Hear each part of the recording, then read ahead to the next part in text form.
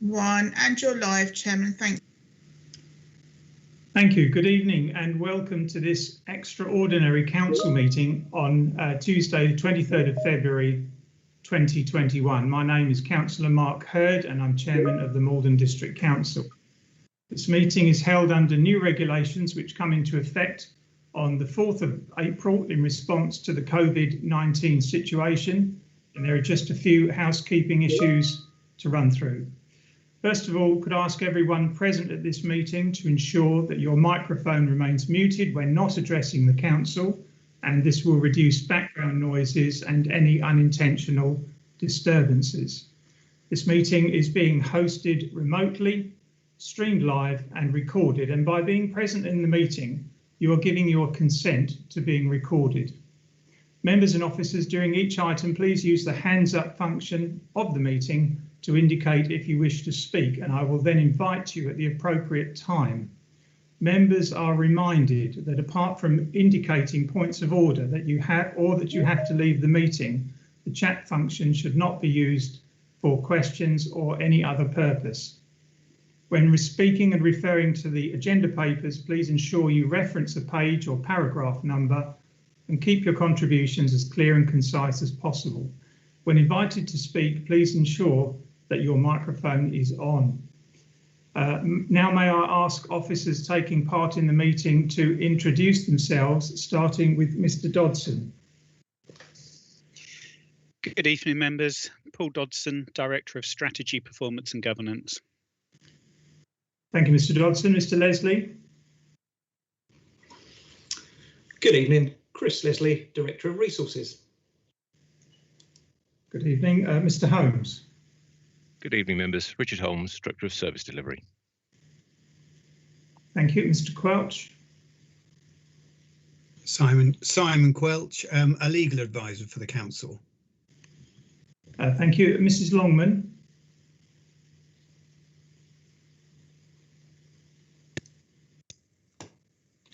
Chairman, I don't believe she's with us tonight. Okay. Sorry about that. My apologies. That's all right. That brings me to the next one then, Miss Bird.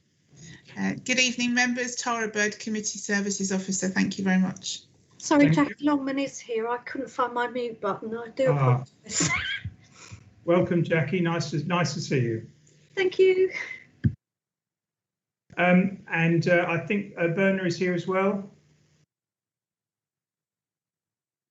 Just back up, Chairman. Just back up. All right. Thank you very much. Any other officers present, please? No. OK, thank you.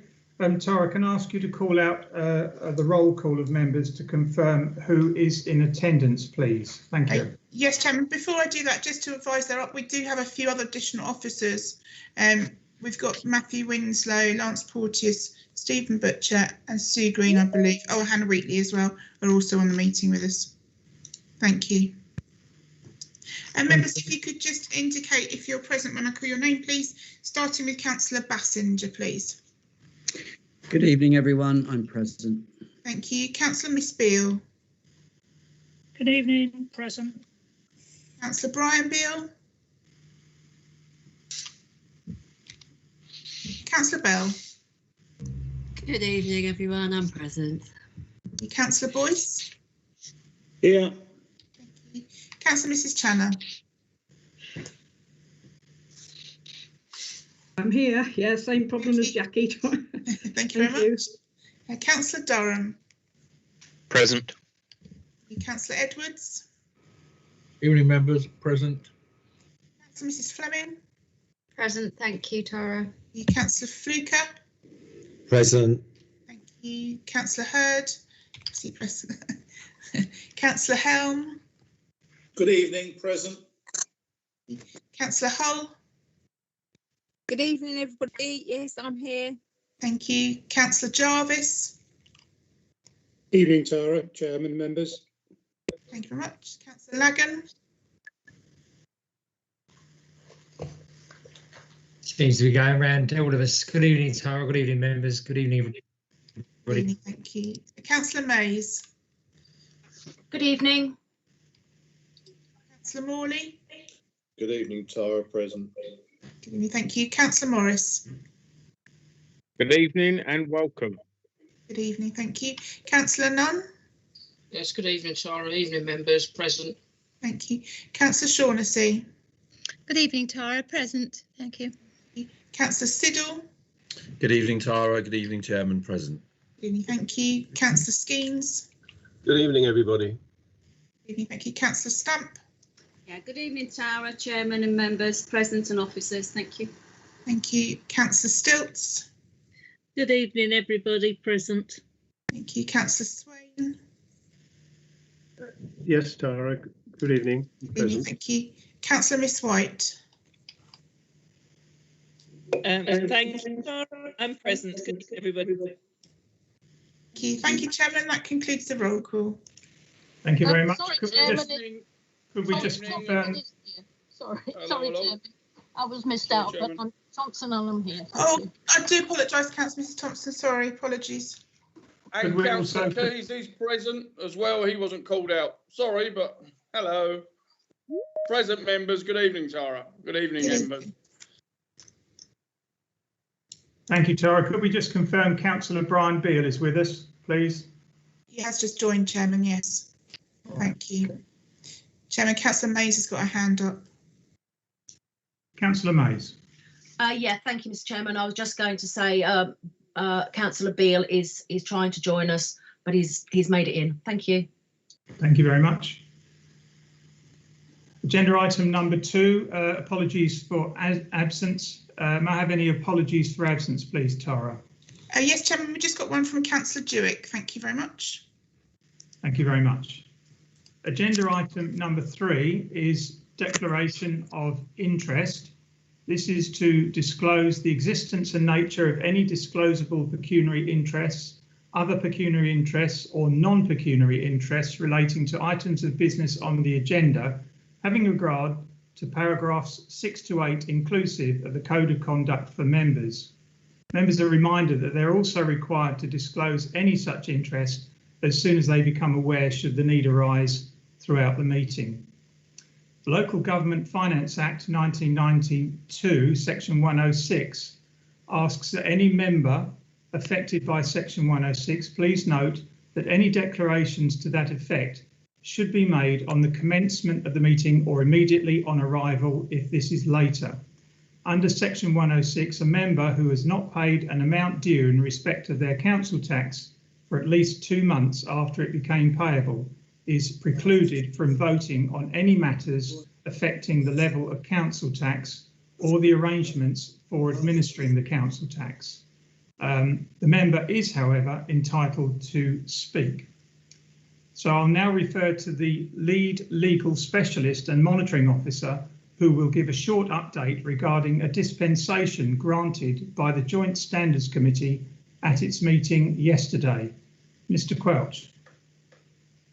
Yeah, thank you very much, Chairman.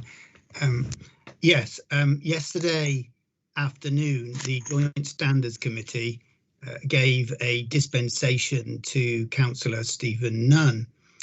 He had made a request by email under Section 33 of the Localism Act. And although, because of my wrong advice, the Joint Standards Committee made that resolution for all members, that was entirely my mistake. The resolution only applies to Councillor Nunn because he's the only one that made the application, and Section 33 only applies to can only apply to a member who's made an application for dispensation. So Councillor Nunn has already disclosed to me a disclosable pecuniary interest. The Joint Standards Committee have therefore given to him a dispensation to remain in the meeting to debate and to vote on the budget, on all items of the budget, Chairman.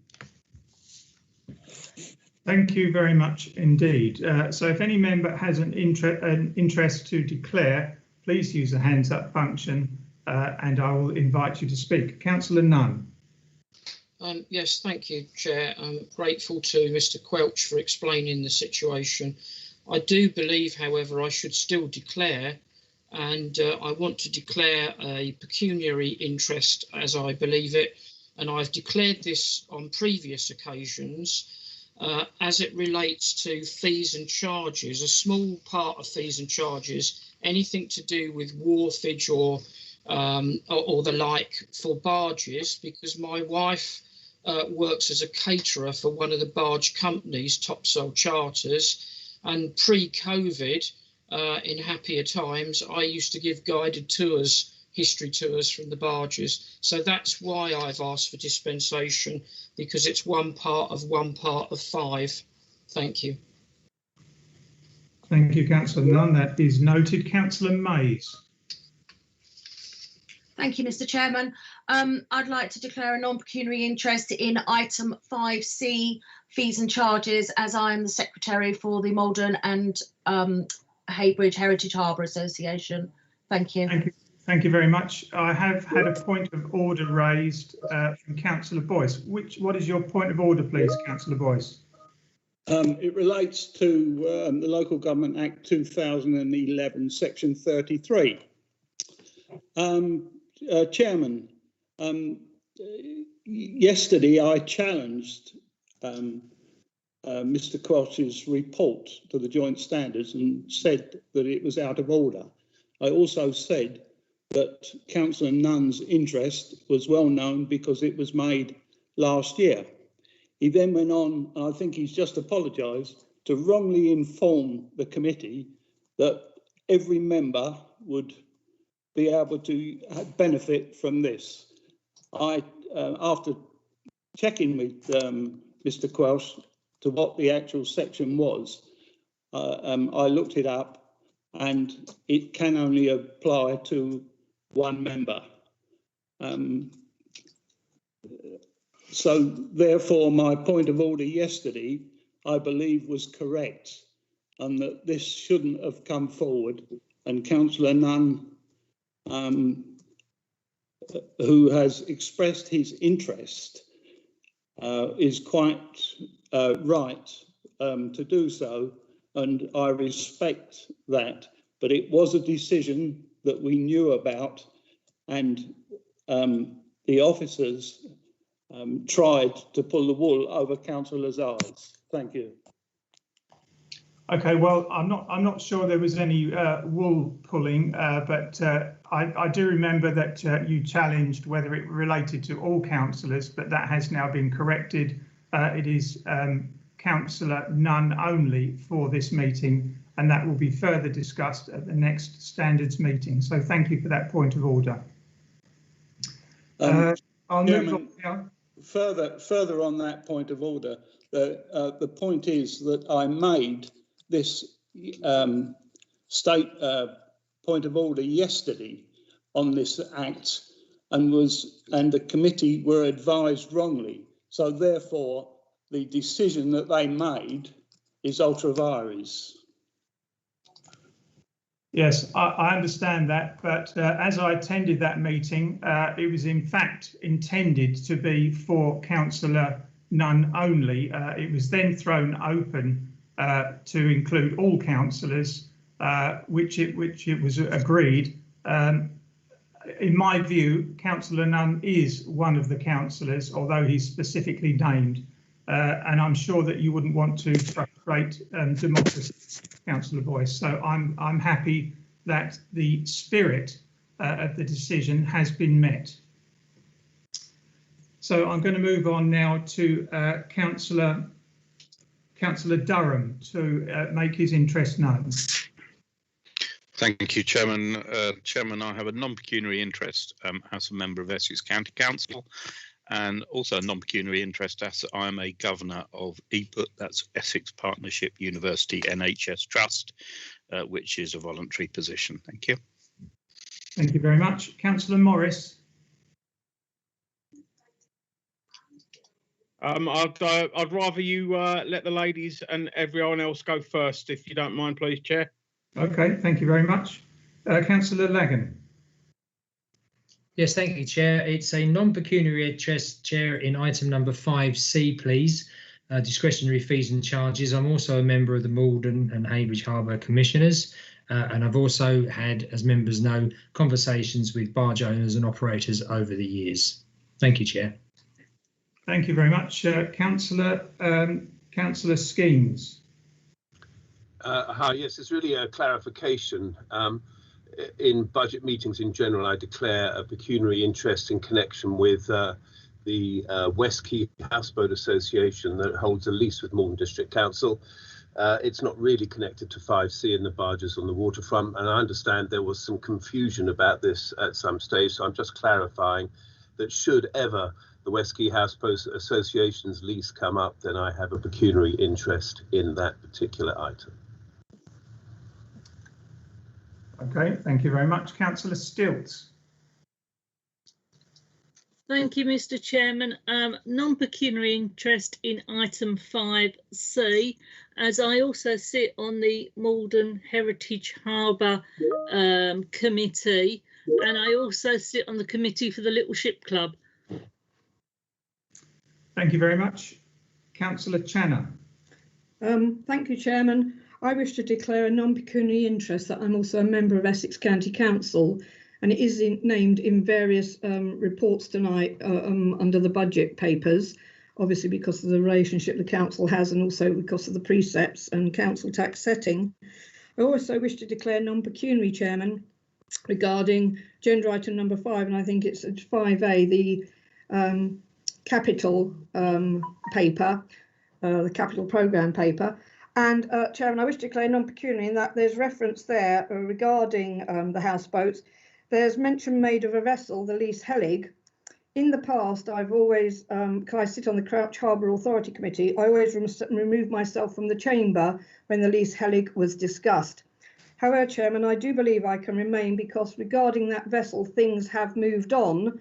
So tonight is much more about the issue of the houseboats and that capital project. But I therefore can remain Chairman. I've also, just for information, never participated in discussions when the Crouch Harbour Authority Committee may have had discussions on Lease Helig.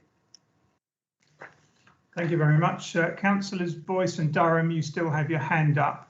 I don't know if that's a legacy hand or not. Thank you.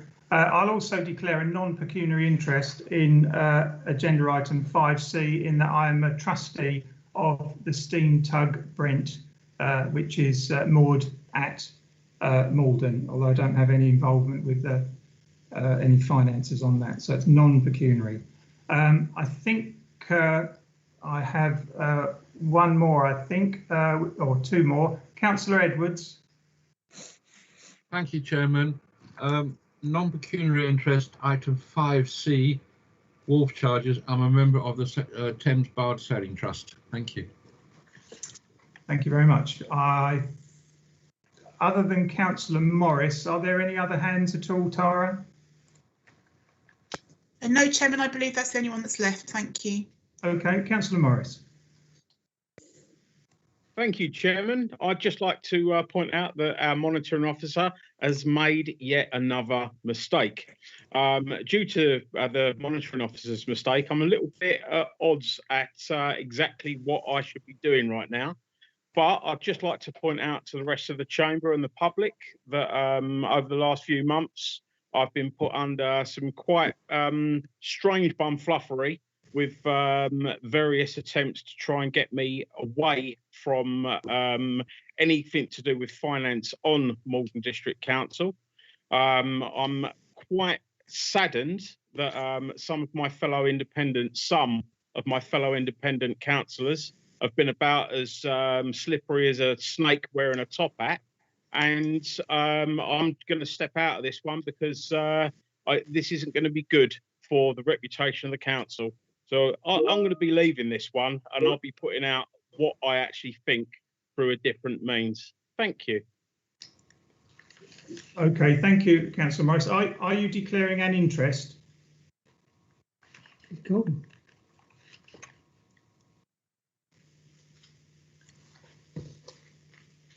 I think you'll find he's left the meeting, Chairman. Yes, I think that's what he was meaning, Chairman. He has left the meeting, All right. Chairman. Okay, thank you very much indeed to all the other contributors. So I'll move on then in that case to agenda item 4, strategy. Councillor Thompson, you have a point of order.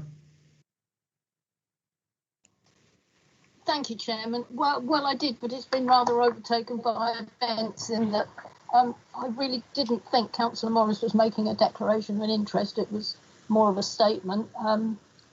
However, he was allowed to finish, so, cancel the point of order. Thank you.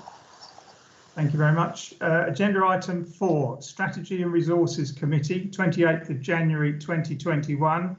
I'm going to refer here to Councillor Siddle, who is Chairman of S&R Committee. Councillor Siddle. Thank you, Chairman. Chairman, I present the minutes of the Strategy and Resources Committee meeting held remotely on the 28th of January 2021, found on pages 7 to 126, and I propose their reception and adoption.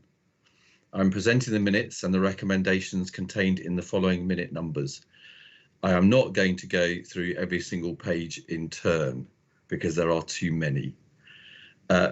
So I'm going to present the following minute numbers with the exceptions of minute numbers 216 to 220, as these form part of agenda item 5, the 2021-22 budget and medium-term financial strategy due to be considered at this meeting. So the first minute is minute 221, annual review of financial regulations. Recommendation page 11, that the revised financial regulations attached at appendix 1 to these minutes be approved. Could I have are we seconding that, Councillor Siddle? I think so. Councillor Mays. Second. Thank you. Carry on. Minute 222, contract procedure rules review and update. Recommendations on page 12. Little 1, that the revised contract procedure rules at appendix 2 to these minutes are approved. Little 2, that the Director of Resources is authorised to make minor changes to the contract procedure rules. Minor changes are defined as follows. Changes in statutory framework, such as references to new or updated legislation.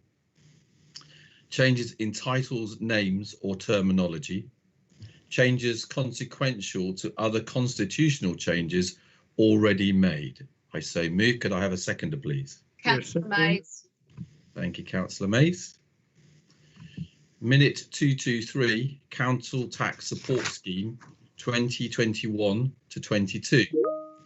Recommendation pages 12 and 13. I see that Councillor Boyce has raised a point of order.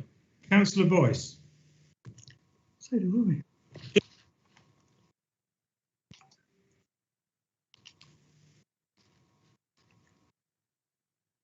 I think we may have lost your audio, Councillor Boyce. Are you muted? Sorry, Chairman. Somebody must have muted me, wanted to shut me up. No.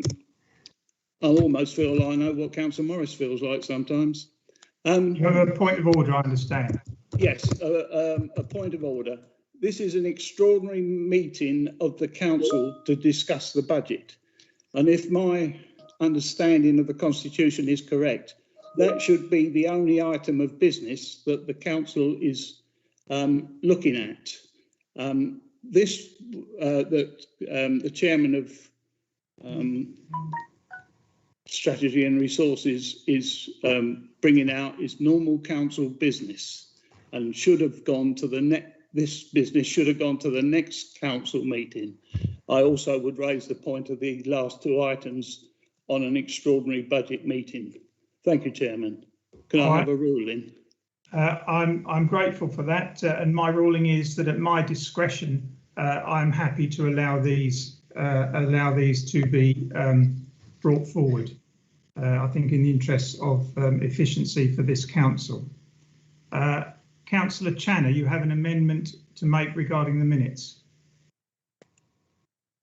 Yes, Chairman. Well, actually, yes, it's not the ones that Councillor Siddle's calling out. I have given notice of these, Chairman, in an email earlier today following the guidance of the monitoring officer who sent an email out to all of us.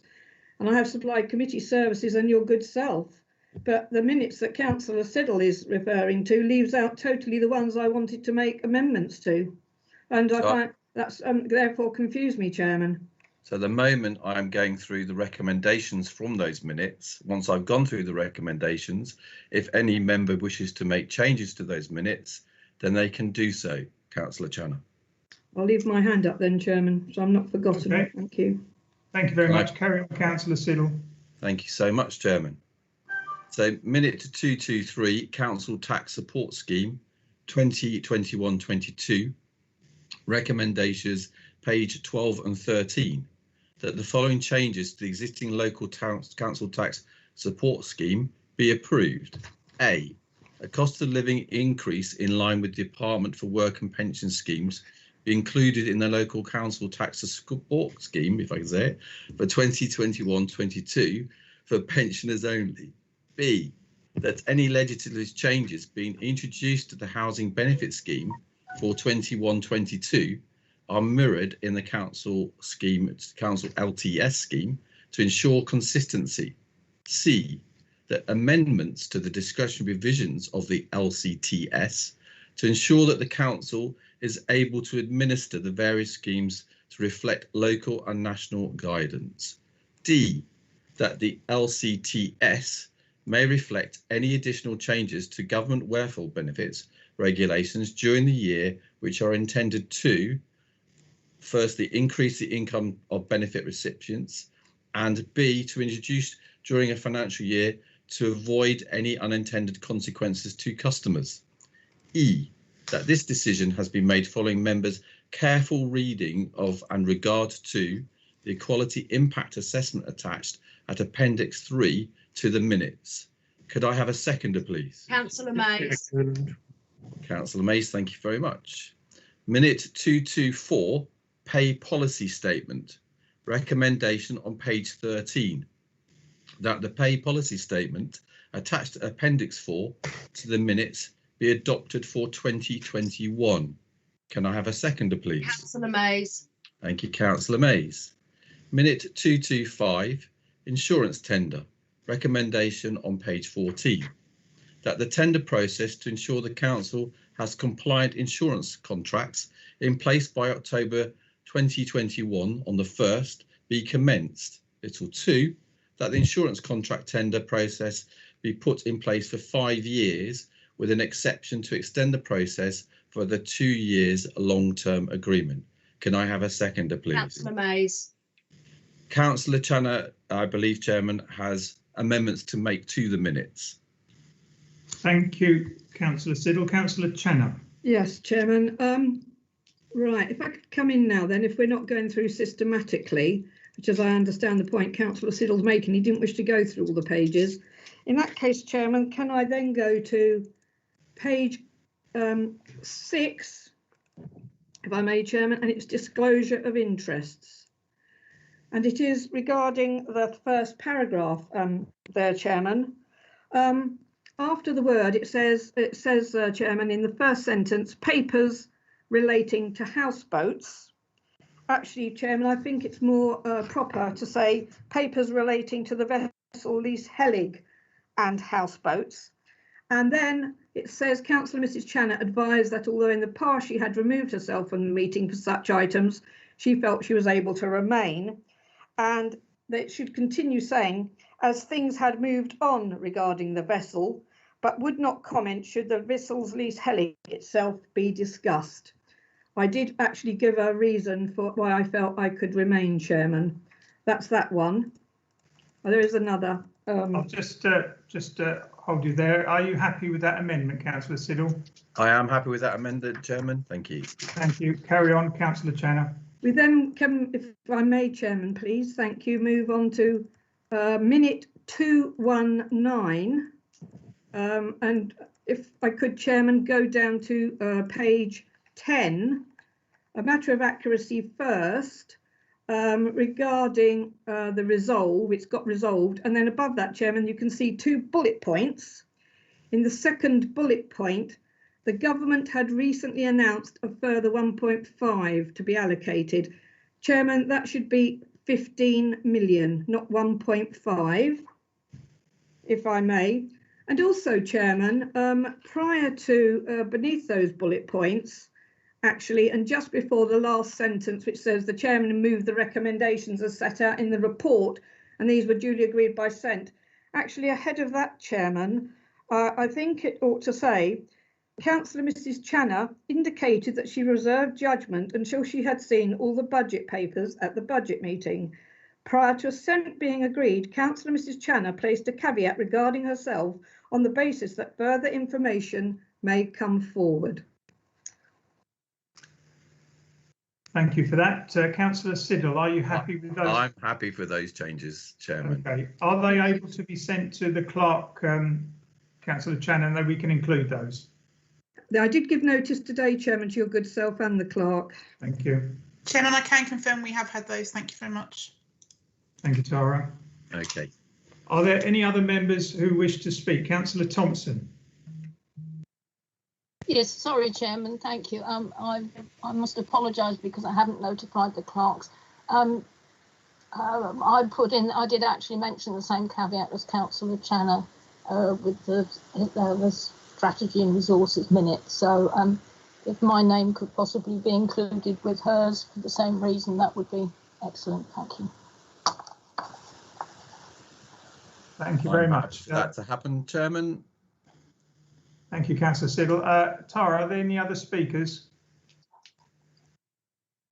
Councillor Boyce has got his hand up, Chairman. Councillor Boyce. Thank you, Chairman. I didn't want to raise a point of order on this, but we have agreed the recommendations in the minutes, and the alterations will not be made tonight, but at the next meeting of the Strategy and Resources. Is that correct? I think it. I think it can be agreed by us as councillors, but I don't think we've actually agreed them as yet, because we haven't yet taken a vote. No, I understand that, but the chairman had indicated that he was accepting these changes. So the minutes will come back to S&R for the next committee meetings, where they will be reviewed and agreed there as well. All right. OK, thank you for that, Councillor Boyce. So are any other people wishing to speak, Tara? No. No, Chairman. No. OK. OK. Councillor Siddle, are you happy for me to call for the vote, or would you like to do that? I can call for that. So I therefore move the minutes and recommendations with the exceptions of minutes numbers 216 to 220. Can I have a seconder? And do we agree this? Do we agree this via assent, or do we need a recorded vote? Agreed. Agreed. Agreed. Agreed. Agreed. Thank you, Chairman. Thank you very much, and we're agreeing the amendments of Councillor Mrs. Channer as well, so thank you very much. OK, we will now move on to agenda item 5, the 2021-22 budget and medium-term financial strategy, and this is to receive a budget report from the Leader of the Council to consider the reports of the Section 151 officer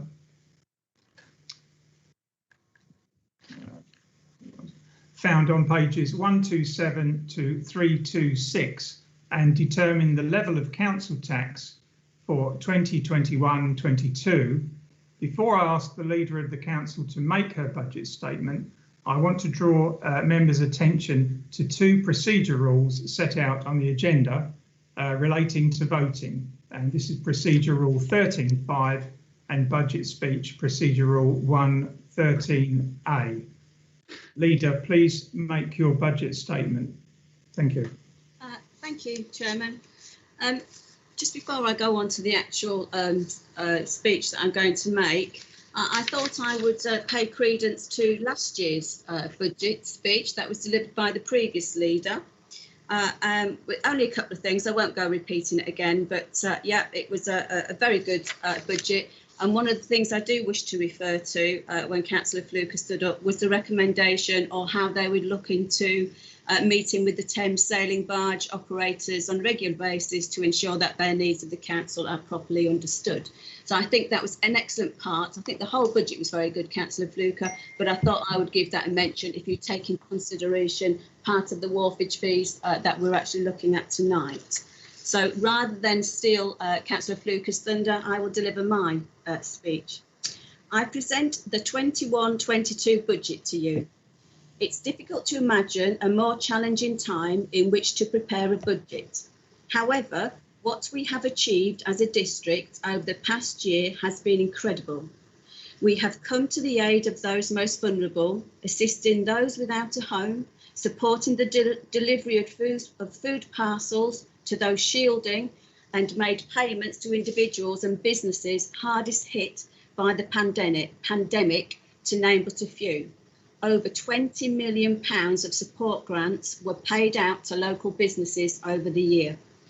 We have also maintained the core services throughout the pandemic, and we thank our partners, including Suez and Appletons, for continuing without interruption, despite the challenges of COVID, to collect waste and recycling from the curbside and emptying the bins around our towns and villages. So thank you.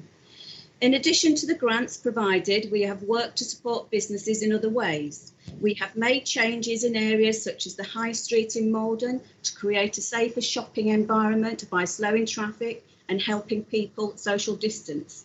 Signage and signage and reminders have been added to footways and outside out websites, and our website has been adapted to keep the public informed.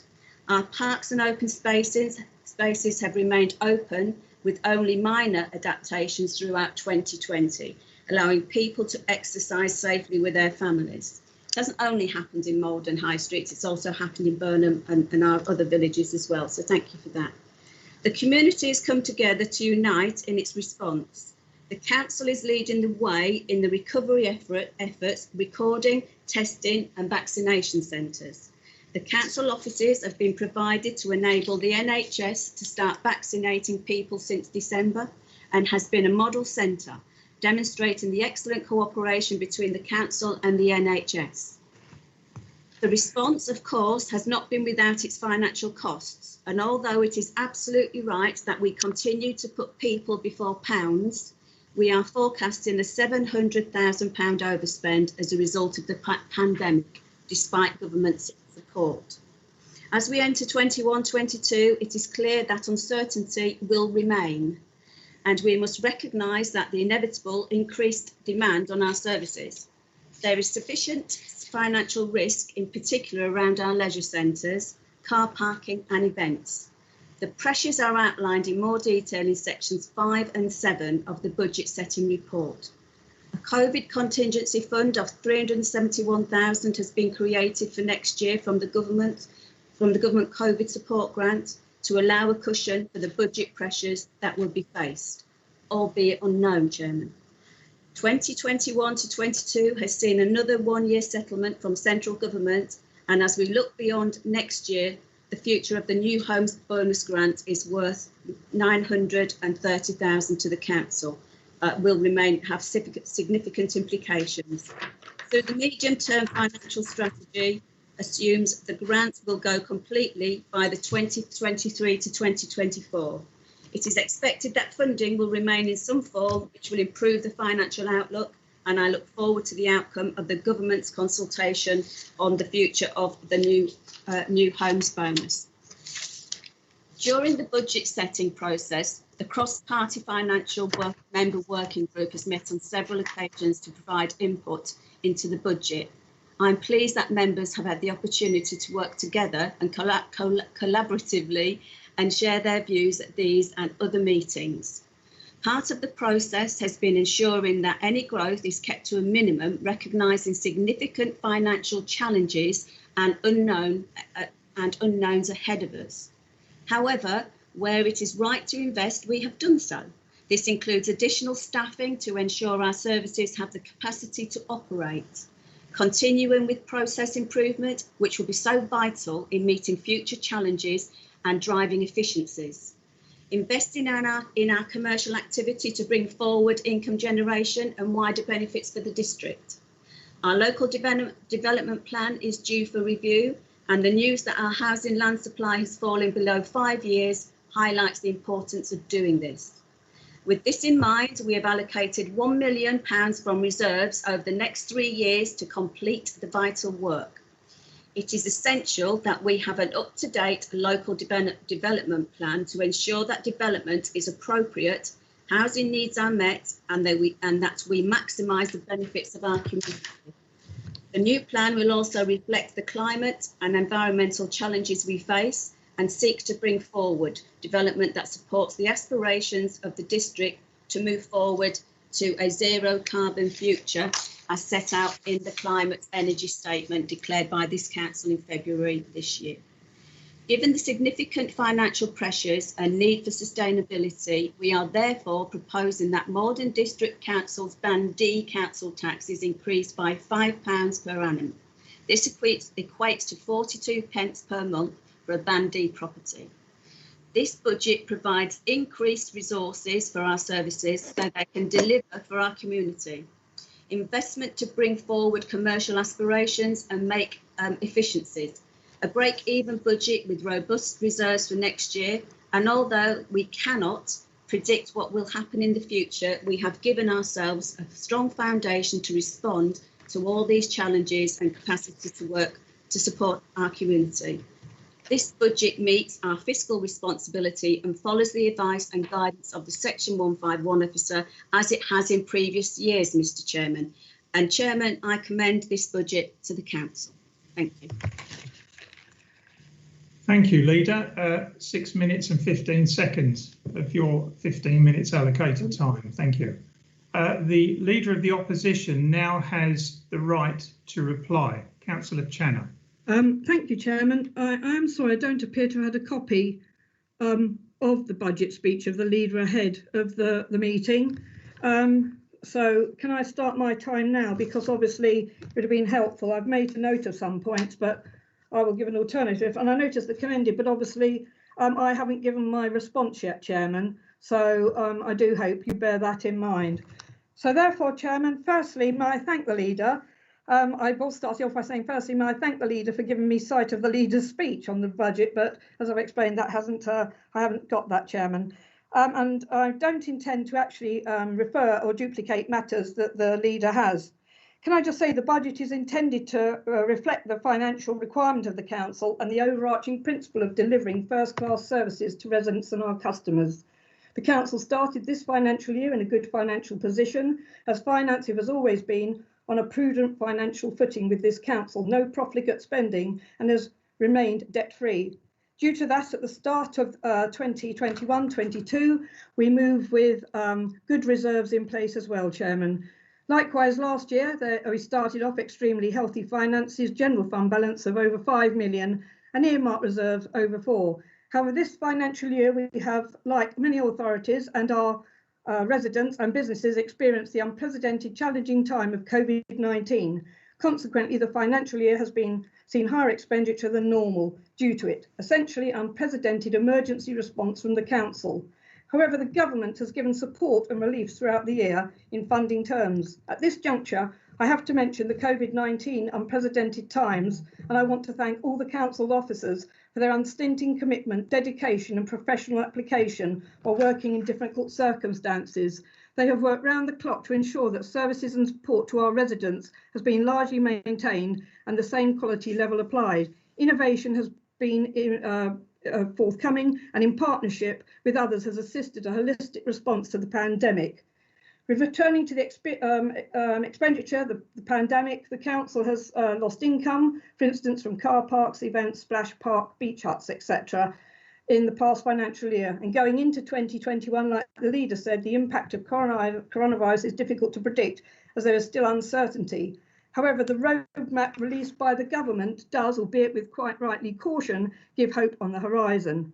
However, the government has promised to extend the income compensation scheme for the first quarter, and it may be further support is provided. That is an unknown at the moment, but more may be revealed in March.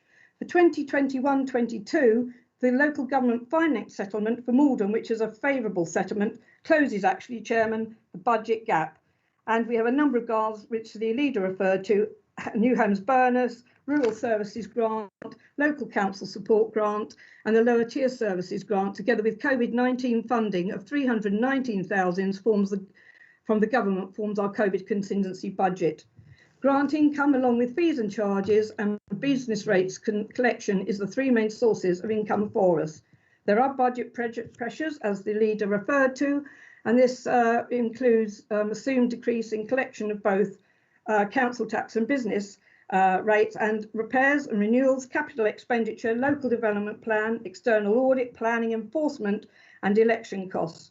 Growth includes the local plan review, local development scheme, digitalisation project, service delivery staffing, and process implementation staff and systems improvement. Growth is totalling 1,094,000 for the 21-22 year. I think, bearing in mind the number of new staff positions, the council need to be mindful of staff creep and associated costs, bearing in mind the transformation process undertaken and the designed operating model. I appreciate the budget seeks for a £5 increase on council tax, the maximum possible. However, I have referred to COVID-19 more than once, the pressures the council has been under. However, our residents have also been under pressure, under stress. Many have lost family and friends through COVID. They have been suffering, communities suffering. After strategy and resources, the employment rate for Maldon came out and increased significantly. Unemployment nationally is the highest for 30 years. Many in our district have been furloughed, lost jobs, businesses, once successful, have not weathered the storm. Our residents are suffering. COVID-19 has affected lives in immeasurable ways. The number of vulnerable families has increased. And we know now the council tax presets for Essex County Council and the police. And if we were to add our £5 maximum, Chairman, we are going to add to the burden, and it will make it for budgets, residents' budgets, of £34.70 per annum, and that is before the respective parish precept is applied. It is time now for this council to stand up for our residents. It is time for this council to play our part in helping ease the financial pressures, stress, suffering of our residents. Maximum of £5 is 2.47 increase in council tax, 3.5 times the rate of inflation. At these times, it is not a route the authority should follow. For this coming financial year, in support of all our residents, our customers, council tax should be frozen. My preference for offsetting the 125,000 the 2.4% increase would bring is regarding the barges wharfage fees, which has changed actually from 6 mentioned at strategy and resources to 8, and I do support that. Therefore, to offset that 14,000, which won't be collected, we use from the business equalisation reserve, Chairman. Further increasing green waste by £1 to £49 a year. The charge has remained at 46 for the last 2 years. There is a growing demand. It is a service residents determined to join. It is choice. Pre-application fees to rise by 1.5%, not just the CPI of 0.7, because there's a staff pay rise that may be coming in of 1.5, and it's only right, Chairman, that the officer time in pre-application meetings should be covered by those requiring the service. Assumed reduction in audit fee growth due to negotiation of £10,000. Also, the government have indicated 50 million will be provided to support councils regarding that extra audit charge, and also any work undertaken by LAs. The relevant report tonight now includes reference to this and assumes £12,000 if based on population, although it may be more. Being reasonable, Chairman, I promote 10,000 from the monies coming from the government can be utilised to help offset the 125,000. Funding of both the one-year posts in the budget of the Parks and Countryside Officer and part of the Commercial Manager costs of 27,000 and 50,000 respectively to come from the use of transformation reserves. Also, Chairman, in respect of I've lost my plant now, reserves. Also, Chairman, I think all those together, I think I mentioned the whole lot. I'll just check. I've mentioned assumed audit fees, funding from the government regarding audit fees, the Redmond reviews, £10,000 to come off. Further increase in green waste, I've mentioned, increase in pre-act charge, increased use of business rates equalisation reserve to offset actually the reduction in wharfage fees, funding of Parks and Countryside Officer from Transformation Reserve, part funding of Commercial Manager post growth from the Transformation Reserve. All those things I've mentioned, Chairman, do actually total 125,000. So there need be no council tax increase. No impact also, Chairman, on the Chandral Fund balance. And additionally, officers be tasked or asked with identifying savings in 2020-22 to reduce the required drawdown from earmarked reserves. This is a budget proposal that I feel my sort of preference would be to reduce the stress and strains and the impacts on our residents as they are suffering at this time, Chairman. Thank you. May I just ask a matter of procedure, Chairman? Yes, go ahead. Shut up, Penny. Sorry, did someone say something? No. Yes, Councillor Channer, go ahead. All right, I've given that, Chairman. Can you just explain the procedure? Well, first of all, we have a right of reply by the leader. You have 5 minutes, leader. Chairman, I think Councillor Boyce has got his hand up. Would he like to speak before I do my right of reply? Is that allowed? I certainly would. Yes, I'm sorry, I can't see that. Yeah, Councillor Boyce, go ahead. I second Councillor Mrs. Channer's proposal, and as the leader's proposal has not been seconded, therefore Mrs. Channer's becomes the substantive motion. I didn't think Councillor Channer proposed anything. I thought she... Yes, she did. I quite distinctly heard her. Well, I think we need clarity from the clerk, and there is a process and a procedure, which is absolutely fine. Yes, I would like to come back, but I'll wait until it's been sorted out. Thank you. Yes, I think that was a response to the leader's speech. I didn't take it as a proposal. Chairman, I think I did use the word proposal towards the end and said... Yes. I did use the formal proposal. Sorry to interrupt you. It wasn't, as I understand, a formal proposal. I think. Sorry, I don't agree with that. Can we have clarity from the officers rather than the members, please, Chair? Yes, Mr. Quelch, can you assist? I can. Listening to the opposition leader, I didn't take it as a proposal, a formal proposal. Right, OK, thank you. So we have the first proposal by Councillor Stamp, and I ask for a seconder. Chairman, may I come in here, Chairman, if you don't mind? No, I think I think it's my right to reply first. Well, it's a point of order, Chairman, I was going to be making now. What is the point of order, Councillor Channer?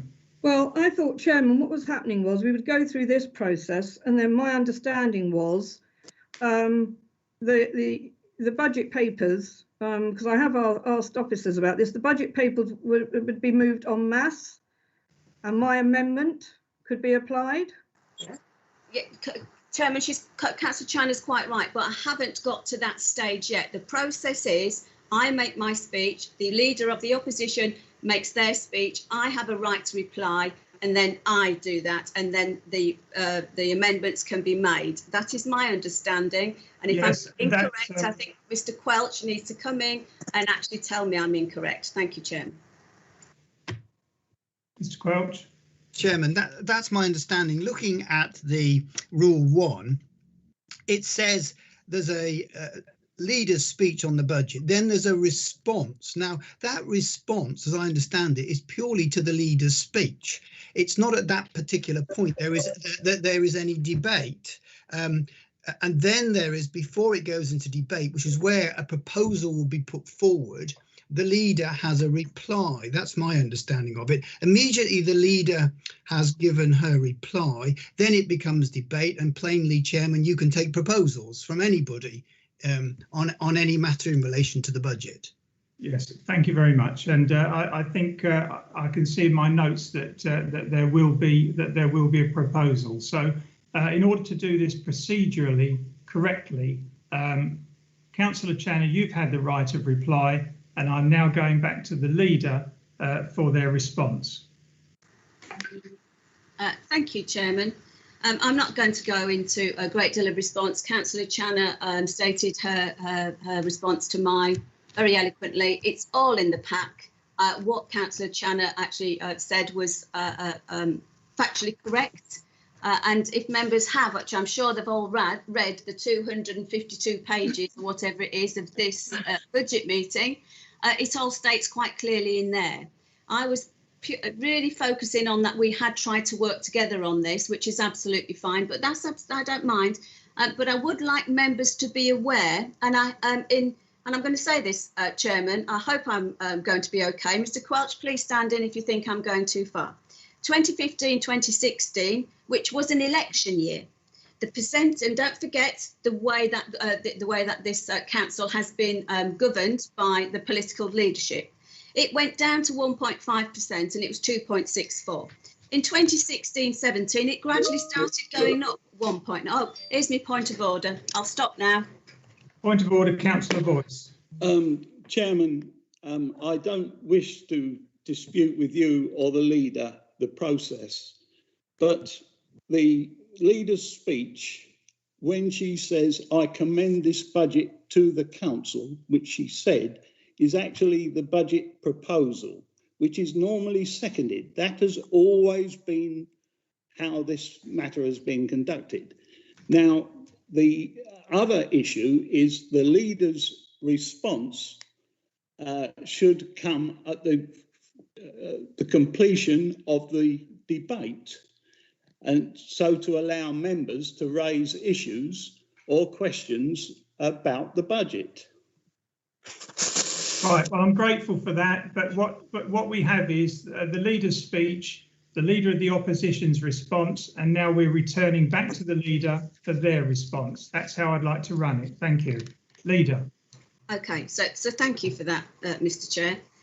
So 2016-17, it gradually went up to 1.95%. 2017-18 went up to 2.74%. 2018-2019 went up to 2.99%.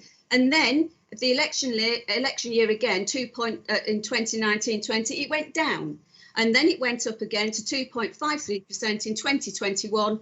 And now in 21-22, it's going up to 2.47%. So it's actually reduced. So I'm not going to get into a bitter dispute, Mr. Chairman, but you know, we can all play political games. It is serious. We are under COVID, and I think it's really, really important that we agree this budget. And the procedure that I have been informed at by the monitoring officer is now that I propose that my speech and the budget is agreed en bloc. And Chairman, it is my understanding that you will also go through the procedural rule after I put the budget for approval and get it seconded. Mr. Quelch, can I have that agreed before I move on in case I have made an error? Thank you, Chairman. Chairman, that's my understanding. That's correct. My understanding is that. Right. Okay. So I call for a second, please. Councillor Mays. Councillor Mays, that is duly seconded. Thank you very much. Thank you. So I've actually asked for it to go on block, Mr. Chairman, and I think that's Chairman, I have an amendment. But it now gets open for debate, doesn't it? Chairman, yes. I have an amendment. It is now open to debate. Councillor Channer. I have an amendment, Chairman, and I'm taking it. I can make my amendment now. That's as I understand it. I think that that's what I understood from the officers. Well, I have a note here that if a member... Chairman, I think that is correct, Chairman. As we've now entered into debate, there is a proposal on the table. It's been seconded. I think, Chairman, my understanding of the rules would be, subject to what you say, your ruling, is that Mrs. Channer can now make an amendment. Right. Okay. What is your amendment then, Councillor Channer? Well, thank you, Chairman. Just before I make that, in relation to what the leader said about the previous council tax increases, I can explain those, Chairman. They were actually in line with inflation. You will find ordinarily the council tax over the few years the leader's referring to. I think you'll find a correlation with the inflation rates at the time. Obviously now with COVID, the inflation rate, CPI, which we based our budget, has gone down to 0.7. Right. So I make that. My amendment then, Chairman, is largely. Want to hear Councillor Channer. I'd like to hear my amendment, Chairman. I thought I'd just answer that. My amendment, Chairman, is that really, which I said at the end of my speech. Point of order, please. Point of order. Councillor Channer did not, sorry, Chairman, I don't normally often make a point of order, but there was no right of reply that I was told that Councillor Channer to give a right of reply to what I'd said. If Councillor Channer wishes to make an amendment, that is Councillor Channer's right, but she had no right to reply to my reply. Thank you. I think, Chairman, under Rule 1, 13. Councillor Channer, please can you give your amendment? Chairman, can I just say, Rule 13, Rule 1, 13B, 13A does say about both of us, I think, responses there too to our speeches. I'm pretty sure both of us can. So I'm sure the monitoring officer will tell me if I'm incorrect. My amendment, Chairman, is that the council tax for this year be frozen at 0%. And the way I can remove the £125,000 at the 2.47 increase, taking the £5 maximum to councils, would be £10,000 assumed reduction in audit fees growth due to negotiations, £10,000 funding from government for audit increase Redmond review, because we get some money income from that, £13,000 further increase in grease waste collection by £1 to £49 a year. 1,000 might seem a small amount, but we're likely to have increases in pre-applications due to our housing land supply situation. Increased pre-apps charges by 1.5%, in line with what officers may be getting in this in the next financial year. 14,000 increased use of business rates equalisation reserve to offset the reduction in wharfage fees, which covers the 8 barges, which is the new figure applied in the papers, because the papers at budget setting have got changes in that are different to the statute and resources. The statute and resources was based on only 6 barges, Chairman. And then 27,000 funding of Parks and Countryside officer post for transformation reserve. Part funding 5,000 of the commercial manager post growth from the transformation reserve. The subtotal, Chairman, comes to 125,000. There's no increase in council tax. Total impact on the general fund, Chairman, is not affected at all. And additional, the officers look obviously to achieve savings to offset some of the reserves, Chairman, which is good funding. So 0% council tax, Chairman, with those amendments, and will apply to the documents, Chairman, appropriately. Thank you. Thank you. Councillor Siddle. Chairman, Councillor Bell has had her hand up since I started speaking, Chairman.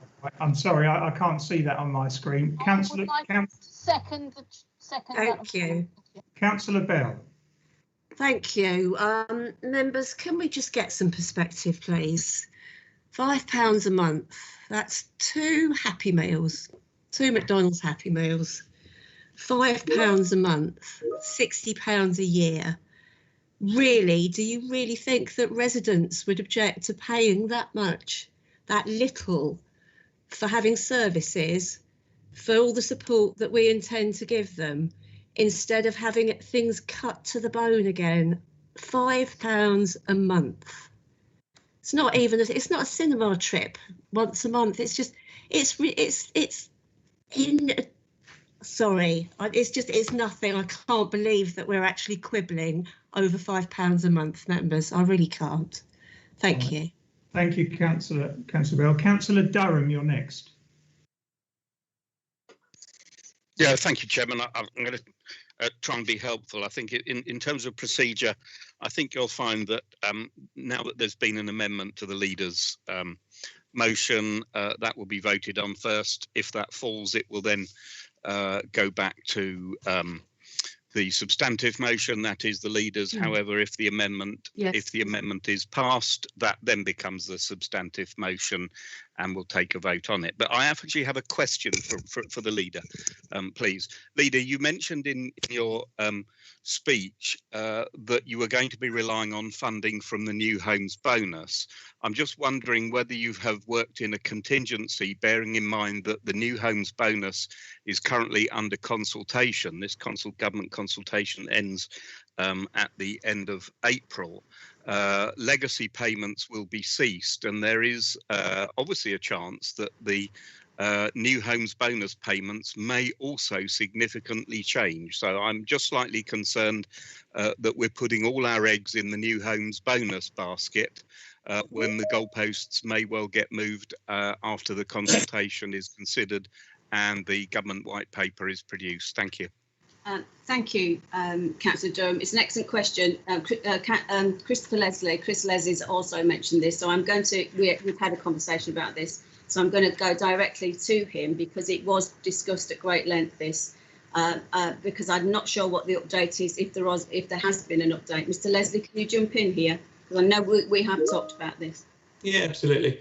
So the allocations for next year for the new homes bonus, they've been confirmed. The consultation will look to subsequent years. So next year, in the budget, that's obviously been allocated. And from future years, we're only assuming a very small legacy payment, appreciating that obviously that may change under consultation, but it is very small, I think 198,000 down from the £930,000, and then ceasing completely in the final year. So we are assuming a very big decrease coming from the new homes bonus and then going completely in 3 years' time. So we're hoping that the consultation will actually provide better news and improve the funding situation. So I hope that provides some reassurance to members. Thank you. We'll keep our fingers firmly crossed then. Thank you. Thank you, Mr. Leslie. Thank you. Thank you. Chairman, could I just, Chairman, forgive me with your permission. Councillor Channa's proposed amendment hasn't yet been seconded, so for there to be a debate on that. It was seconded. Councillor Thompson. Okay. What I'm going to do is I'm taking the first. I'm taking the leader's proposal first. That has been seconded. I'm now opening this up. Chairman, that isn't correct procedure. I'm sorry. You have to take an amendment first, and if that amendment fails, then you. That is if the amendment passes, that then becomes a substantive. Yes. You have to take an amendment before the substantive. Chairman, that is correct. Could I ask you all to stop speaking? Point of order, Chairman. Point of order. Mr. Quelch, can you help me out here, please? Yes, I can, Chairman. What Councillor Durham said is absolutely correct. The procedure is as follows. The leader put forward a proposal to accept the budget. That was seconded, so that became the substantive motion. Councillor Channa then had the right to make an amendment to that original motion. That was duly seconded by Mrs. Thompson. There now has to be a debate and a vote taken on whether that amendment changes the original motion. Yes. If that vote is carried, then that amendment takes the place of the original motion and the debate continues on it. I see. And if it fails, we'll go back to the original. Correct. If it fails, then the original motion remains the same. Yes. Yeah, right. Thank you very much. Councillor, Point of order, please. And I call on Mr. Quelch here. My understanding is, yes, the amendment, we have the debate on that and take the vote on that first. But also, my understanding is another amendment can be removed if that should fail, Chairman. It doesn't just have to totally flip black to the leader's proposal. I think there can be more amendments. That's my understanding from officers. Chairman, if I may just assist there, that's absolutely right. If Mrs. Channa's amendment, seconded by Councillor Mrs. Thompson, fails on a vote, then another person may put forward another amendment to the original motion. And again, that needs to be seconded. And again, there can be a debate on that, a vote taken to see if that succeeds in changing the original motion. All right. OK, thank you very much. I'm going to move next to Councillor Siddle. Thank you, Chairman. I'm quite disappointed with some of the behaviour that's occurring this evening, and I thought the whole point that would be in terms of the way that we're operating at this council was about cooperation and working together, and I'd like to see a little bit more of that. In terms of what Councillor Channa has said in terms of the money that she's finding for these savings and using the money in a different way, One interesting thing is Councillor Channer talks about the transformation reserve. In January this year, as part of Strategy and Resources and as part of that committee, we've decided to write off 125,000 that hasn't been found in terms of savings from the transformation. So it's interesting now that Councillor Channer's actually trying to find £250,000.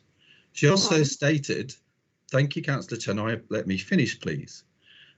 She's also stated that last year, the amount of money that we pay for green recycling hasn't increased. It did increase. It increased for those people that previously were paying by direct debit. Their discount in terms of direct debit was removed. So that was increased last year. Also, in terms of the amount of money that was, and I was in the Conservative group at the time, the amount of money that we did increase the council tax by last year was above inflation. So again, that is incorrect. In terms of the budget and in terms of these proposals that have been put forward by the leader and by the independent administration, we have been extremely cautious and made sure that we are being prudent in the way that we spend the council taxpayers' money. We can't be more prudent. I can remember Councillor Durham saying at the Joint Standards Committee meeting that he'd never seen a budget where there was so little capital expenditure. So Councillor Durham has commended our prudence in terms of this budget. We can't be more prudent than we've had been. And that's the crucial thing in terms of this. It's interesting. And I noticed today on Facebook that this was posted quite strongly, that Braintree District Council has promoted, in terms of this election year, that they're not increasing the council tax. And I really see what Councillor Channer is doing is politically motivated rather than what's best for Maldon District Council. Thank you, Chairman. Thank you, Councillor Siddle. Councillor Lagan.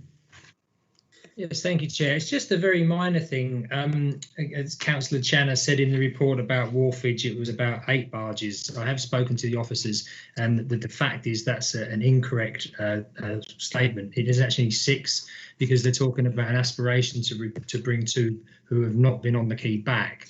So it's not 14,000. It's significantly less than that. Very, very small, but just as important if we're going through things with a laser lamp. Thank you, Chair. Thank you. Councillor Swan. Yes, thank you, Chairman. Councillor Channer has quite properly put forward an amendment which would have the effect of freezing council tax.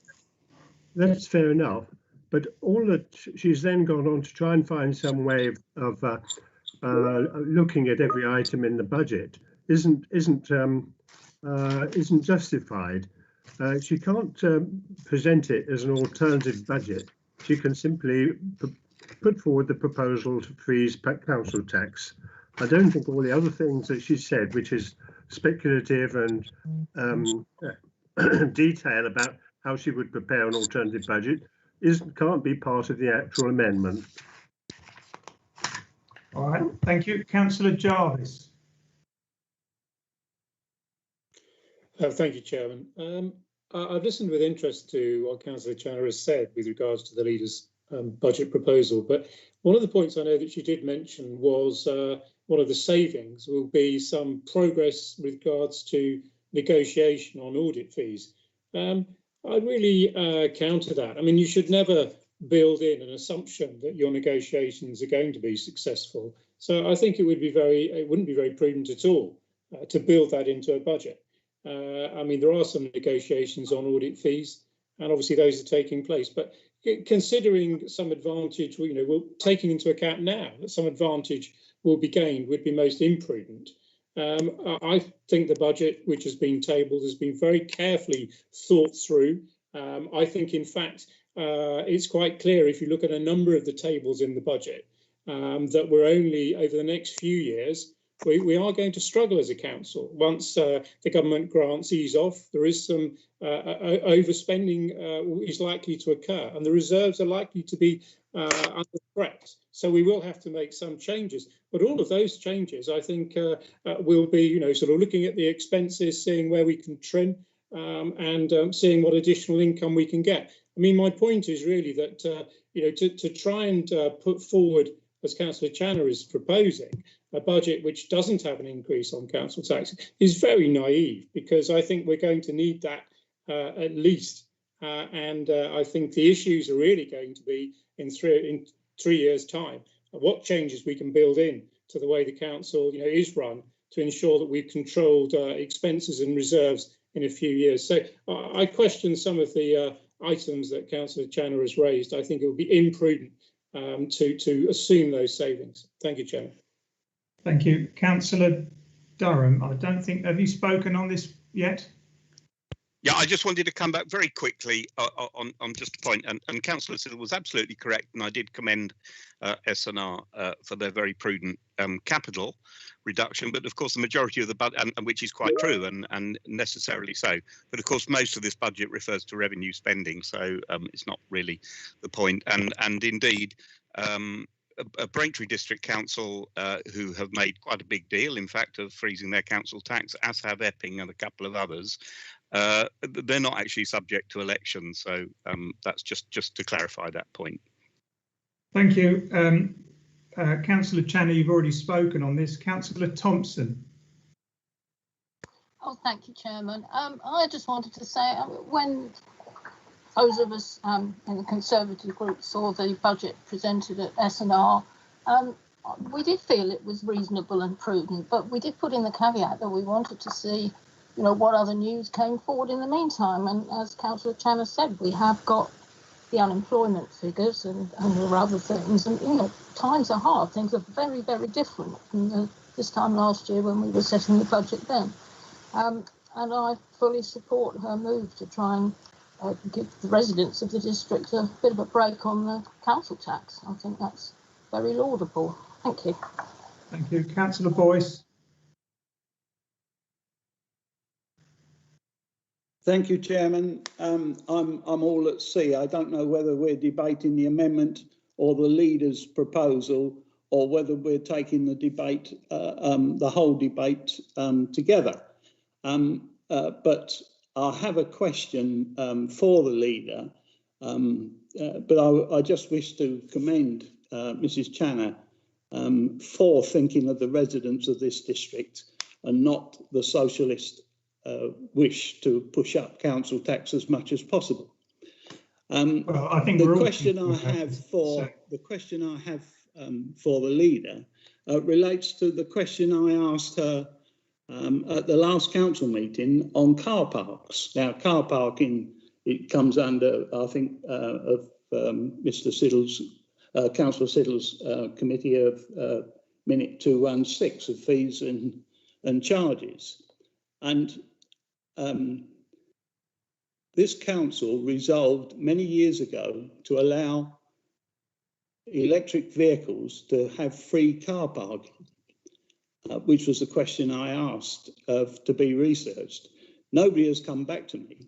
I would have thought at the budget time that was the most appropriate time for this to come up under the fees and charges. And the question to the leader is, have you made any contingencies for this resolution, which I assume hasn't been researched yet, or officers haven't been able to find the resolution, but it's there somewhere. Yeah, thank you, Councillor Boyce. Again, what I don't want to happen is for this meeting to start being reduced to name calling. So references to socialism, Conservative, or anything else like that, I want to keep it, please. Not Chairman, setting the budget is very political. You're very naive if you don't think it is. Well, I don't like the idea of you referring to anybody is in any particular way, Councillor Boyce. So I think we need to keep this professional. I'm sure you'll agree. Councillor Stamp. Thank you, Chair.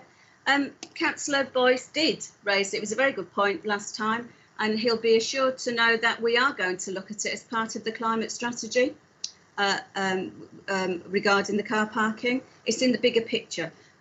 We need to actually think it through, though, and to be part of the strategic approach, Councillor Boyce, as I'm sure you'll agree. Chairman, can I just actually say here, this budget needs to be sustainable. If we start to not increase the preset, it puts pressures on us in future years. It's short-termism, Mr. Chairman. The reserves will be below in a minimum of 3 years.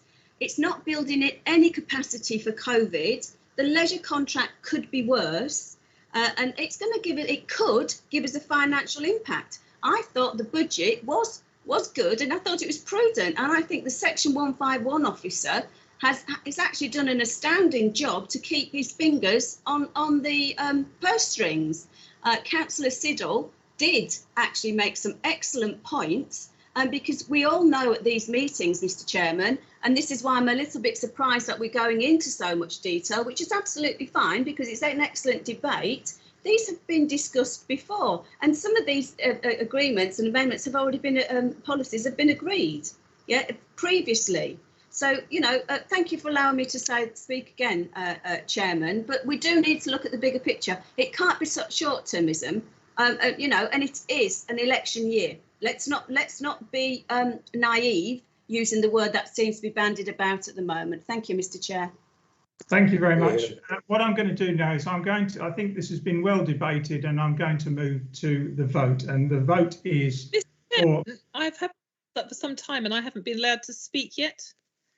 I'm sorry, Councillor, I haven't seen your hand. I will let you speak as you haven't spoken before. Thank you, Mr. Chairman. So my video doesn't come on. Thank you, Mr. Chairman. Just briefly, we as a group spoke to the Section 151 officer, and he indeed did find our budget proposal to be sound. So I take a little bit of umbrage with it being said that the budget that we proposed wasn't sound. And I'd also like to say that for many of my residents who've contacted me, a lot of people for the first time in their lives are struggling. They've lost jobs, they're on furlough, and at the moment they don't have 5p to spare. And I just think this is not the time to put any raise on council tax at all. We are here to support our residents, and for me that's the most important reason for us being here, is to look after our residents in these times. These are not normal times. We have to be as mindful as we can. And as I say, our budget stacks up. The 151 officer has it sustainable. Let's try and look after the residents in our district, some of whom are struggling for the first time in their lives because they've got problems with their income. So that's why I think our budget is sustainable.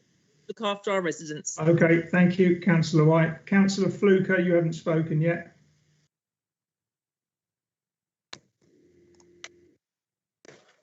Sorry, Chairman, I seem to have lost my hand. I presume you can all hear me. Chairman, I mean, every single household and business in the district has been affected by the pandemic, and these are extraordinary times. The budget provides an opportunity for the council to show some empathy to its residents and businesses. It's not been mentioned yet, clearly, but it is, and I've always been a great advocate of this, and that is to protect the tax base for future years. But we do have reserves. They're not our reserves, they're the residents' reserves, and in extraordinary times we should look towards using those. That said, Chairman, I find it unacceptable that we're proposing to increase the tax this year, because our residents have suffered so much. And in my mind, to use the additional tax raised to support a reduction in fees for a small number of businesses is an affront to all the other businesses who have worked so incredibly hard to keep going during this pandemic. Chairman, fiscal issues aside, this budget lacks innovation, empathy and compassion. And that said, I cannot support it. And for families that are struggling to pay for school meals, and believe me, there are a lot, and members will remember the regeneration report, and they don't receive support, £5 is a lot of money. And this rise is going to affect people who £5 is a lot of money to. Chairman, in my mind, we can discuss this all evening, but at the end of the day, it will be our residents who have the final say as to whether they support this budget or not. And they will have, some of them will have their final say in May. So I would propose, Chairman, that we go to the vote. And obviously, as a budget vote, it will be recorded. And Chairman, thank you for coming in, because I don't know where it's gone, but I've lost my hand. Thank you. Thank you, Councillor Fluker. OK, Mr Leslie, do we have Councillor Channer's proposals? Yes, thank you, Chairman. I'll put them on the screen if that's all right. And if it's OK with yourself, Chairman, just very briefly run through it, if that's OK. Yes, please. So all members are clear.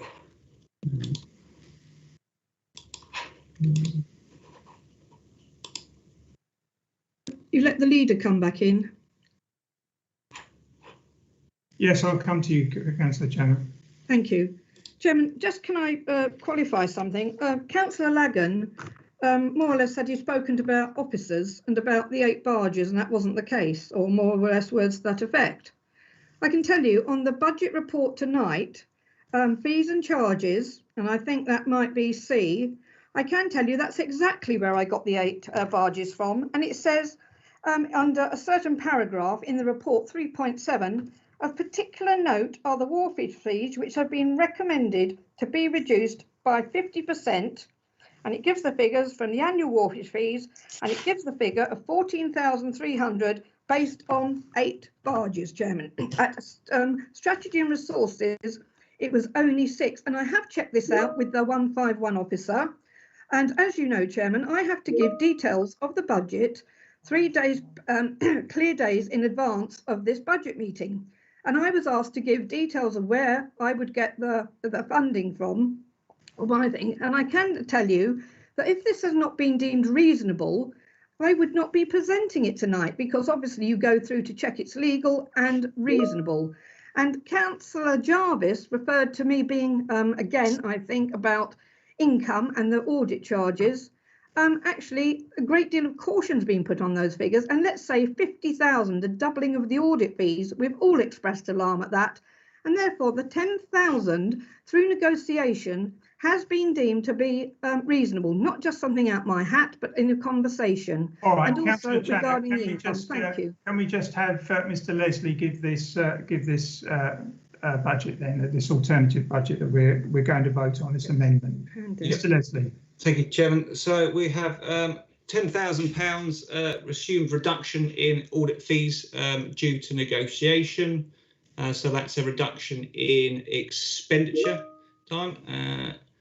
We have 10,000 as well for additional funding from the grant given for the pressures on audit as well as part of the allocation announced, but we don't have individual breakdown yet of what that might be for us as a council. We have a £13,000 additional income from the green waste by increasing that.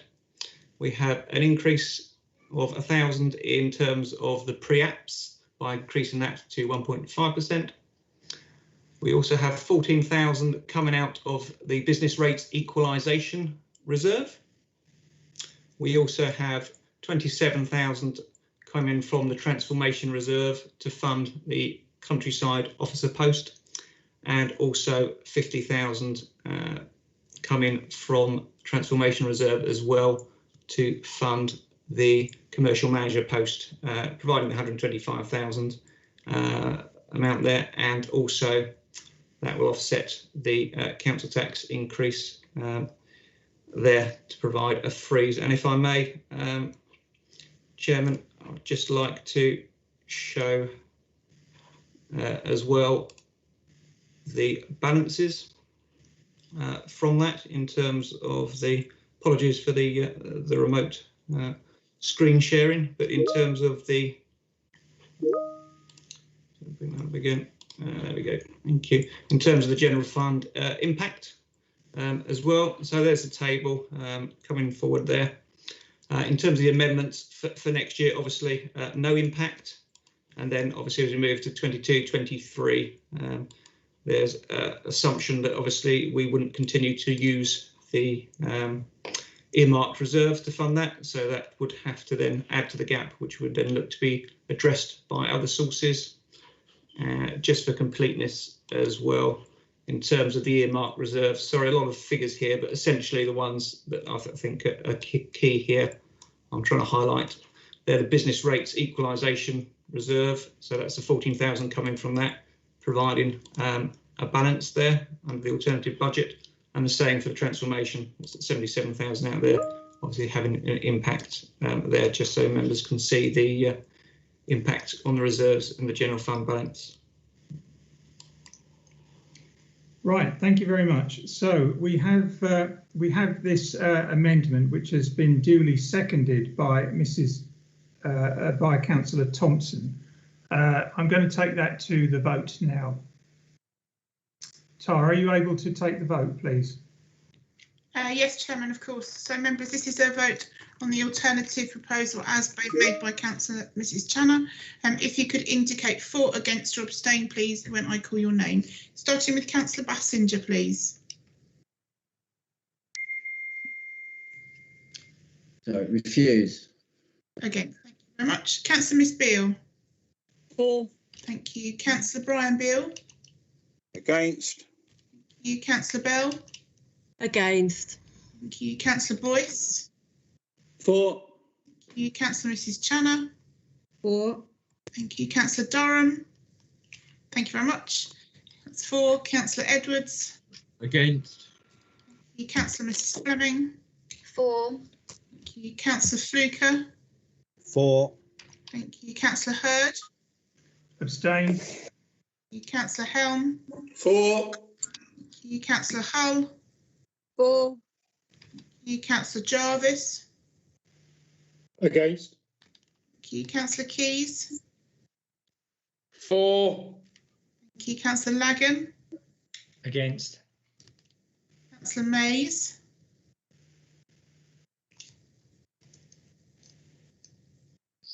Against. Councillor Morley. For. Councillor Nunn. Against. Thank you. Councillor Shaughnessy. Against. Thank you. Councillor Siddle. Against. Thank you. Councillor Skeens. Against. Thank you. Councillor Stamp. Against. Councillor Stilts. Against. Swain. Against. Mrs. Thompson. For. Thank you. Councillor Miss White. For. The results of that, Chairman, are 12 for, 14 against and 1 abstention. Thank you very much. Thank you. That has failed then. In that case, I will return to the leader's proposal. Councillor Thompson, you've got your hand up. I have, thank you, Chairman. I wish to make a further amendment. I suspect it will go the same way, but I would like to put it anyway that we keep the 0% council tax as that part of Councillor Channer's amendment.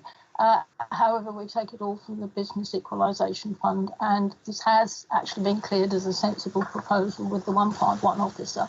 So I move that amendment. Would someone please second me? I'll second that, Councillor Holmes. Thank you. Chairman, can I ask that Councillor Durham turns his screen off? I'm watching him eating his dinner. I'm finding it a little bit distracting. Yet again, I've finished. I've just finished, Leader. I do apologise. Apricots and cream. I'm sorry. Right, we have that further amendment. Does anybody wish to further comment on that? Councillor Fluker.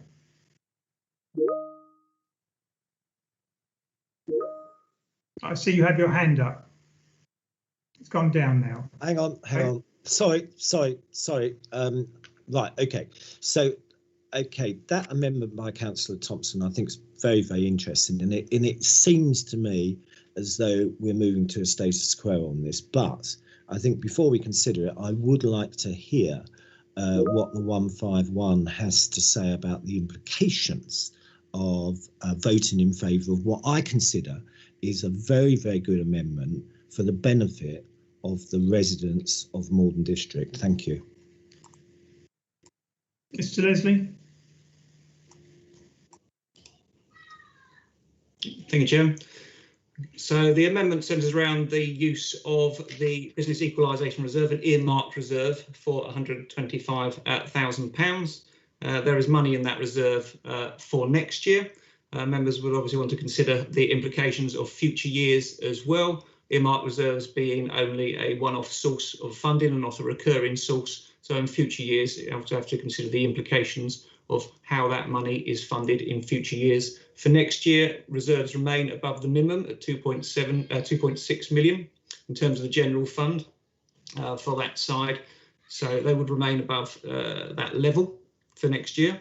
And then we want to have a forecast in terms of the future implications for that and how that may be addressed going forward. Thank you. I have another hand appeared. I'm not sure whose it is yet, Tara. Chairman, that's Councillor Siddle. Thank you. Councillor Siddle.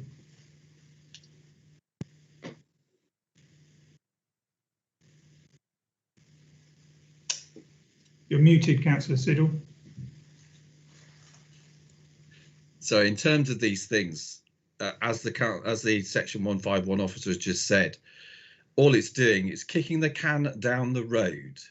It's about delaying it this year for political reasons and delaying the consequences for residents in the future, and also for this council. The Section 151 officer has just said that if we to make these decisions, the impact on the reserves in future years would have serious implications because it is not budgeted. So therefore, what we are doing as an administration now is prudent and cautious and best for residents and best for the council. OK, I'm only going to take questions and comments on the amendment now. So I'll go to Councillor Jarvis.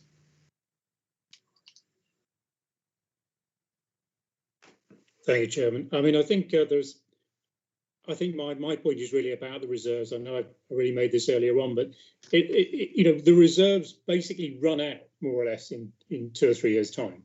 If you project through a number of the charts which appear throughout the budget document, I mean, we will need some serious changes. So with that horizon, if people can think more than just the immediate year, with that horizon of 2 or 3 years, we should do everything we can to ensure we protect the reserves. So using the reserves when you don't have to, of course, it's a difficult decision. Of course, we all want to do the best thing we can for residents. I think the budget, as it's proposed, does that if we take more than a very short-term view, which is what I think some councils are putting on the table. Thank you, Chairman.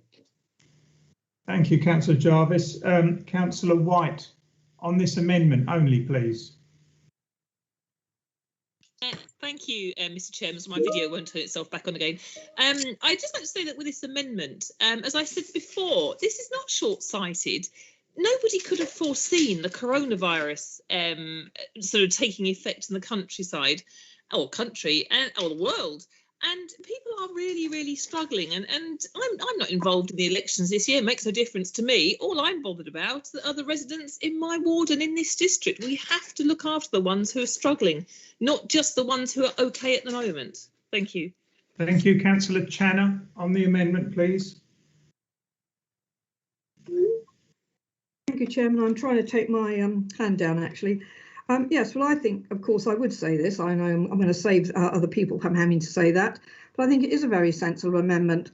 And I'm sorry, Councillor Siddle, you may say political, but actually, Councillor White gave a very good summary, and it is about residents. A lot of people are hurting. And actually, we know the spending review, the settlement we've got is 1 year. We've got the roadmap now coming. And actually, if you look at all the business studies, it does say we're going to see increases. Councillor Channer, I would really like you to speak on the amendment. Yes, the amendment, Chairman, it's tied up because other people have mentioned other things, and therefore we know the rate of inflation will go up and we will see improvements coming. So we have to bear in mind the settlement that was given for 1 year And next year, I think we will be in a different position to where we are today. COVID has influenced a lot. All right, thank you. Councillor Helm. Thank you very much, Mr. Chairman. I know Councillor Jarvis said we shouldn't use reserves, but the people we represent have all used their reserves. All the businesses have used their reserves. They're right down to their last penny. And £5 will make a lot of difference. Thank you. Thank you. I'm going to go now to the vote on this amendment. Tara, could you do the roll call again, please? Yes, Chairman, of course. So, members, this is voting on the amendment as proposed by Councillor Mrs Thompson. If you could indicate as before, for, against or abstain, please. Could I just ask, has that been seconded, Tara? Yes, it was seconded, Chairman.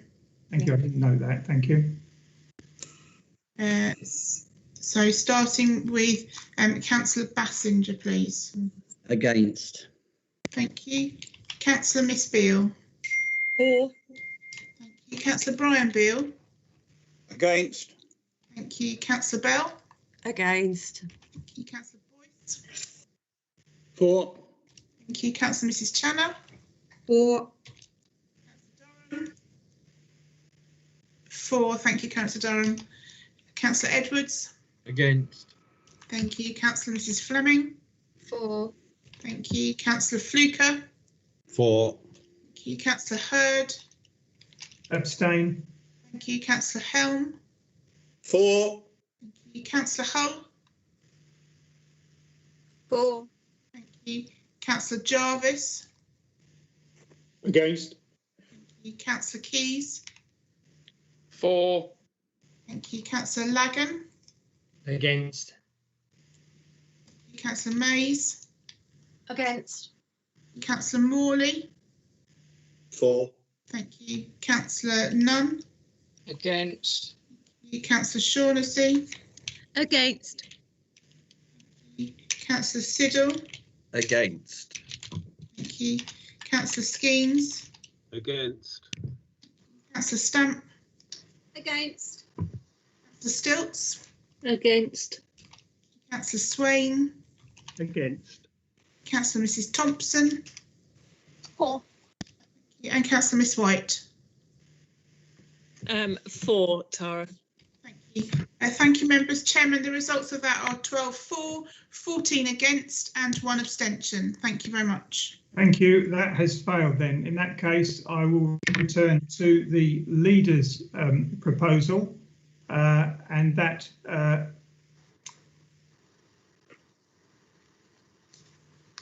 Leader, did you want to take this? Did you want to propose these en bloc?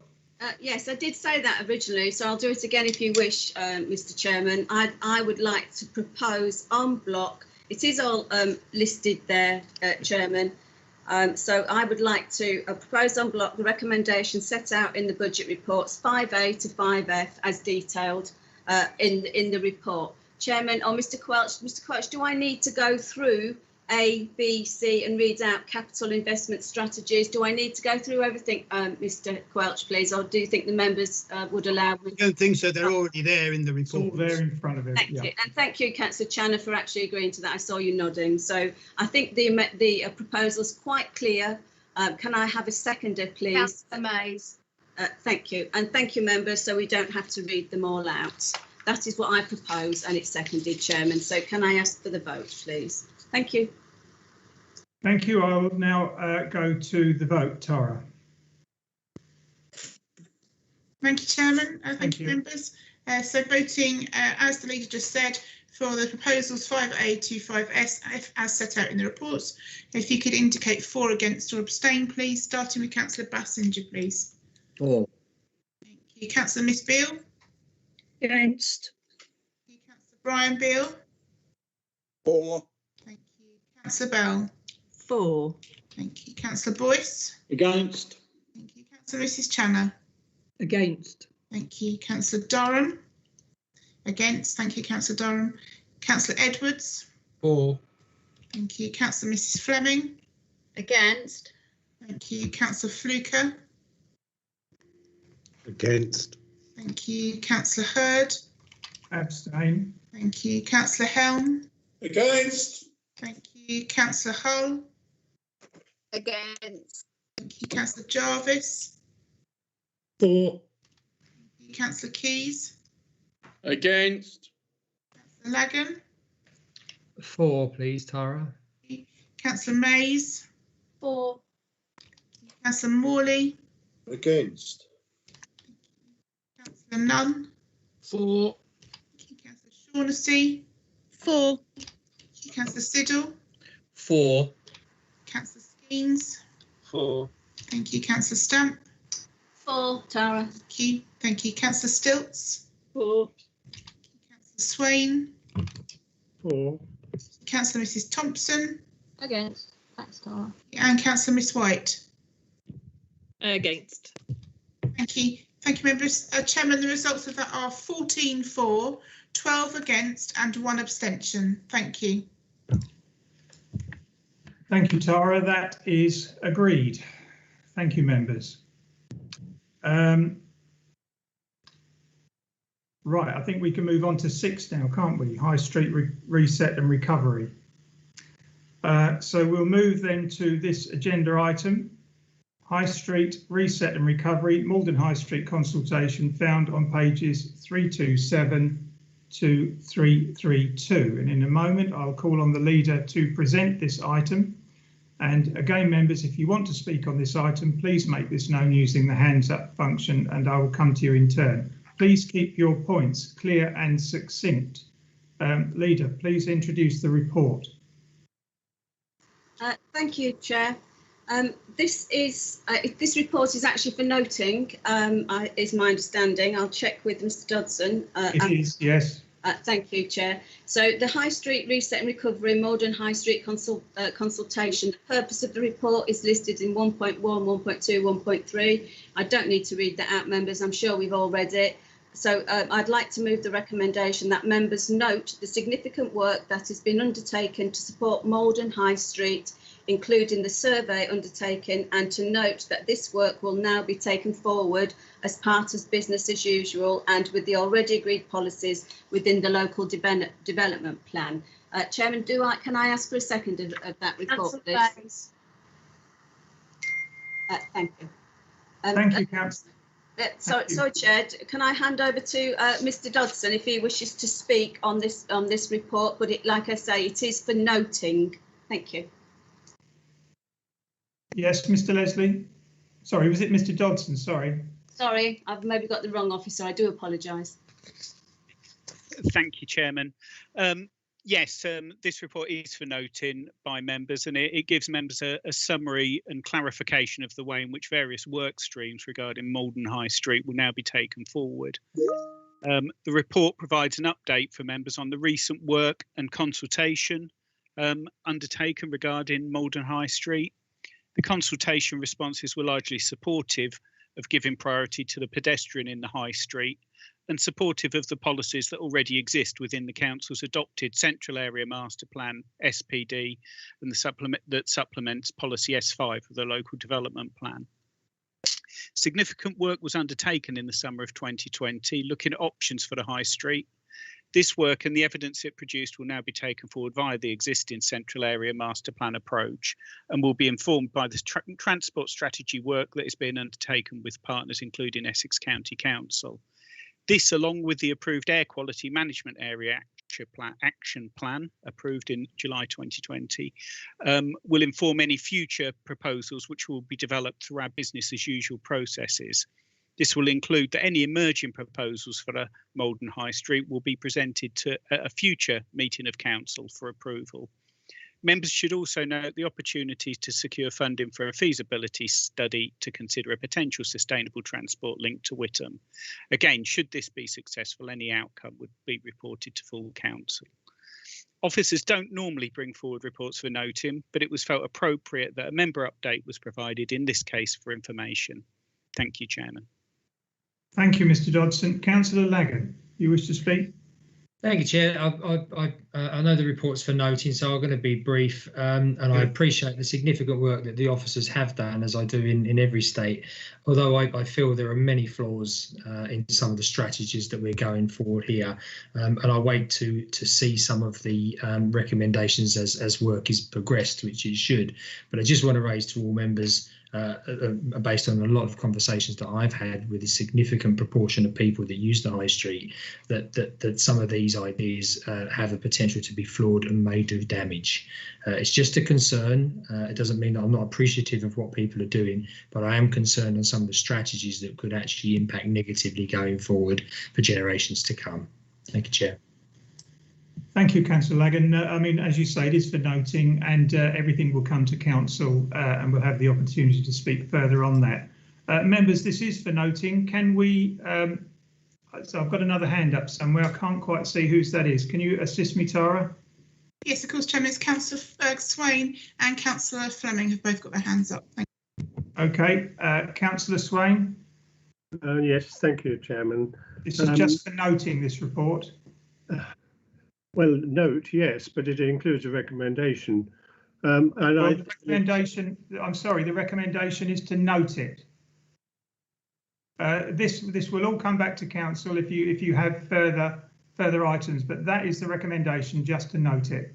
Well, I think far too much is placed on the high street consultation, and it cannot be used as a justification for carrying forward some of the ideas for dealing with COVID or the Market Hill air quality problem or the Central Area Master Plan. There are three different issues and they have three different answers. All right, okay. I appreciate what you're saying. All of these will be coming to council. This report here is merely to note the work that's being done, and so that's what I want to move on to. It's not just noting it, it's saying how it will be used. I'm sorry, it is for noting. That's what it's for. I'm sorry, but it is. Councillor Fleming. Thank you, Chair. Just quickly, just following on from what Councillor Swain was saying, I note his concerns, and actually just to reassure him, I was going to propose at the next COVID Reset working group that actually we undertake some pedestrian surveys, because the flaw with the consultations, of course, is that you rely on people to come to you. We actually need to go to residents on the street, and we need to properly map out where the pedestrians are. Thank you. Thank you very much. Members, you're asked merely to note this report. Are you happy to do that by assent? Agreed. Agreed. Noted. Thank you very much.